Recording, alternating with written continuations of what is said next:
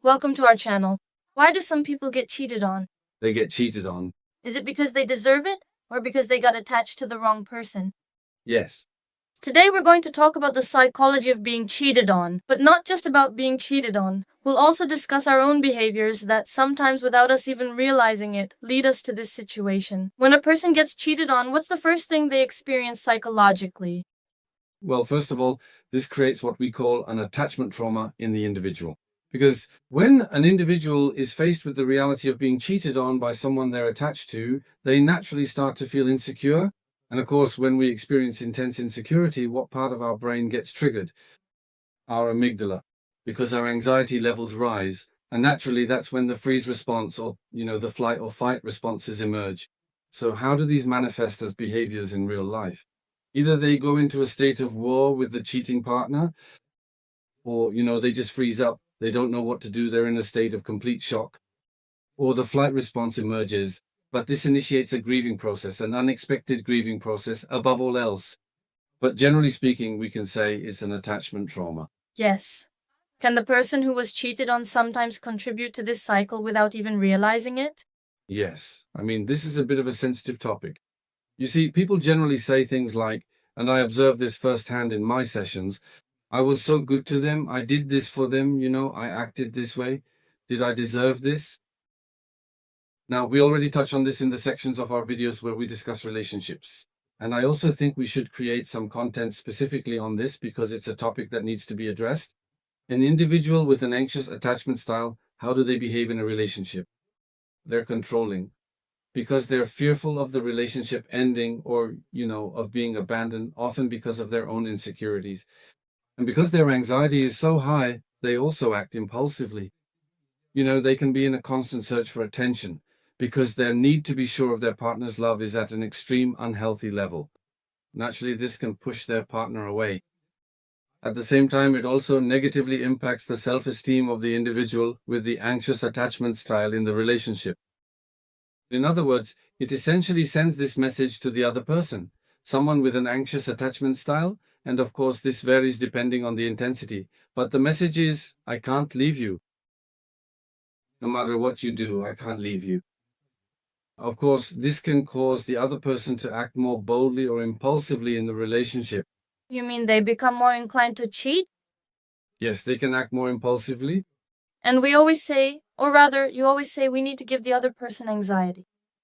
That anxiety isn't there. Yes, but to create that anxiety, they first need to have their self-respect, their self-worth. They should feel good with you. They shouldn't want to lose that feeling, for example. That's how you create that anxiety. Okay, so do people who cheat have certain psychological characteristics? Of course they do. Generally, we can say, actually, this is a bit of a lack of impulse control or a search for internal satisfaction. I can summarize it for you as, because individuals with low self-esteem, if they're not confident in the relationship, meaning if they can't fill their internal void, they seek more validation. Or, when they encounter a potential partner they think could be better, their tendency to act impulsively is high. Because being with that person, they're not actually looking at it from the perspective of cheating. Being with that person, being validated by that person. Being liked. Being liked is something that will fill their internal void. But of course, in total, this is cheating. Right? So why don't they choose to end the relationship? Because for people with a large internal void in this regard, this is related to self-esteem, of course. They still need an external source. And if they turn to the other person, they'll lose their relationship.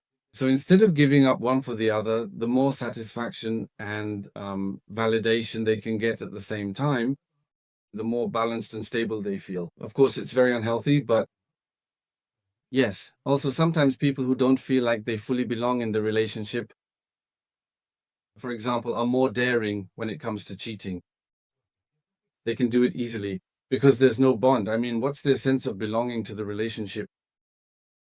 Or they're an immature person in terms of character and they can't attribute the necessary seriousness to the relationship. Consequently, cheating isn't something to be made a big deal of for them. Most people who are cheated on say, I always hear it from people around me, and I've experienced it myself in the past. The problem is me. No, it's not then either, based on what you've said. I mean, it could be you.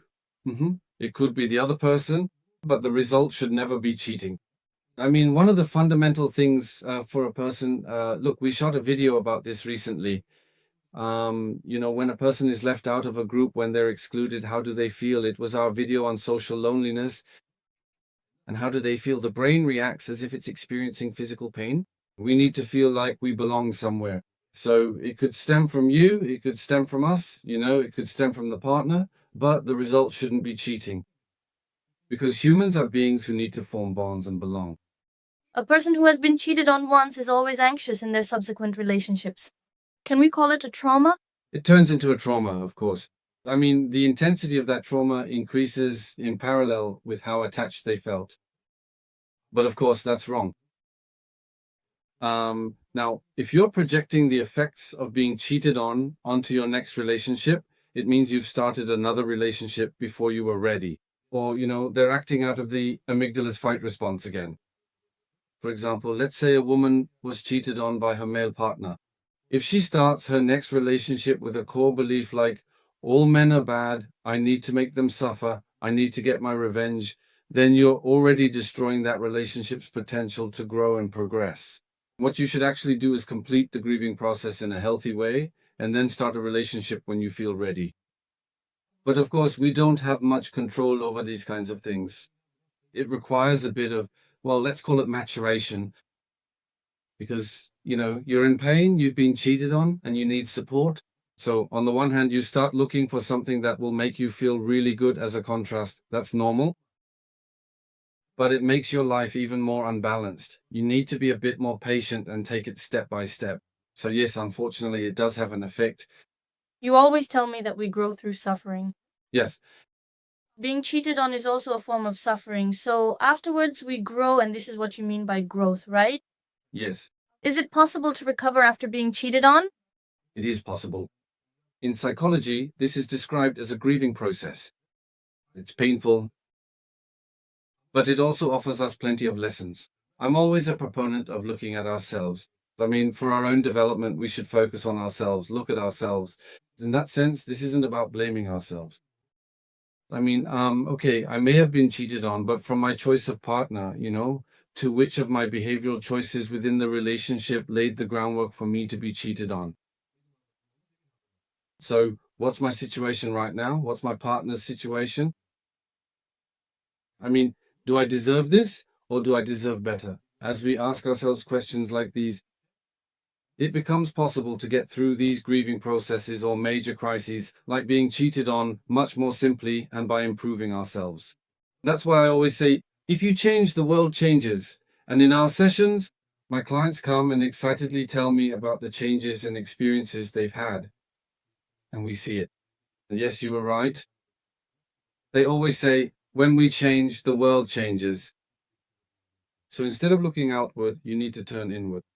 Because we can easily change ourselves. Because not everyone gets cheated on. Why aren't the people who don't get cheated on getting cheated on? That's something to look into. These are actually processes of growth. Yes, it's a crisis, but it's clearly a time when we need to grow, isn't it? This idea of looking at ourselves, like what did I do in the relationship, isn't really about blaming ourselves. No, it's not. It's about, for example, it can be constructive criticism, like they grew distant because I did this. Or, my choice of partner was wrong. It was obvious they were going to do this anyway. Right, yes. Everyone says that. The partner, the problem is them. Yes, it's like, I couldn't actually foresee this correctly at the beginning. For instance, it was actually obvious from the start that they would do this.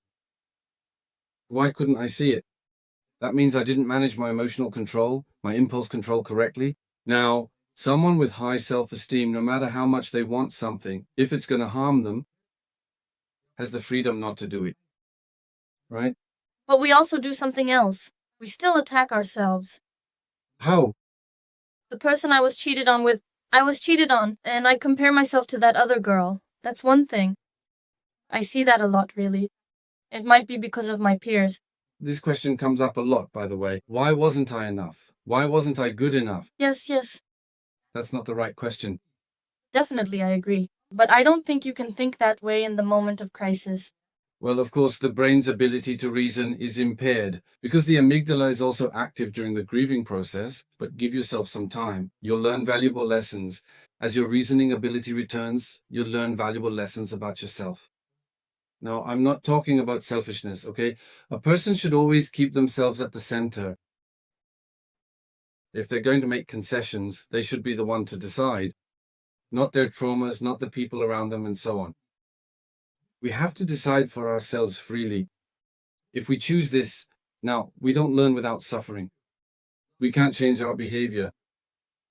We were cheated on, we felt the pain, we gained awareness, and now we say we're going to change our behavior because we have the motivation. We've experienced firsthand how much that pain wore us down. Then you once again come across someone who can really affect you, but who has a wandering eye. But you really enjoy spending time with them. What do you do now? I don't know. I guess I'd choose them again. If you choose them, You'll go through this again. let me continue with the saying. The lesson repeats until you learn it. You'll keep failing the class over and over. You know it's like that in university too. For example, you can spend time with them, but you can keep the relationship more limited. When your self-esteem has developed, let's add that, right? That means you've learned your lesson. By incorporating your experiences into it. Yes. I once watched a video about 10 men, and whatever is in your past, for example, I have a history with my parents involving cheating. My mother was cheated on. I saw a video that said, out of those 10 men, I find the one who will cheat on me. And apparently you just choose them. You attract them, or you sense them, I don't know what they call it. I mean, I haven't read any studies about this, so it's hard for me to say anything. I can't say I agree or disagree, but maybe it could be this. You model your mother's behavior as someone of the same gender, I was about to get to that. impulsively whether you want to or not. But in adulthood, we can indeed be our own sculptors. We can truly build ourselves. And I guess we're used to someone like our father, right? I was getting to that point too. I mean, yes, we can become like our mothers. People don't want what's good for them, they want what's familiar. Yes. I mean, this came to my mind, but I'm not sure. Sometimes a betrayal doesn't just change a relationship, it also changes how a person sees themselves. Yes, it should change it. We're going through this pain. It should change. There's fertile ground for it. Yes. But it's possible to rebuild that perspective. Do you think trust can be rebuilt after being cheated on? I think it can be rebuilt even stronger. Let them write and see. Yes, let's meet in the comments. Please share your grieving processes with us, or if you have any questions you want to ask, write them. Let's talk in the comments. We thank you. Let's not forget to subscribe to our channel, comment, and like. See you.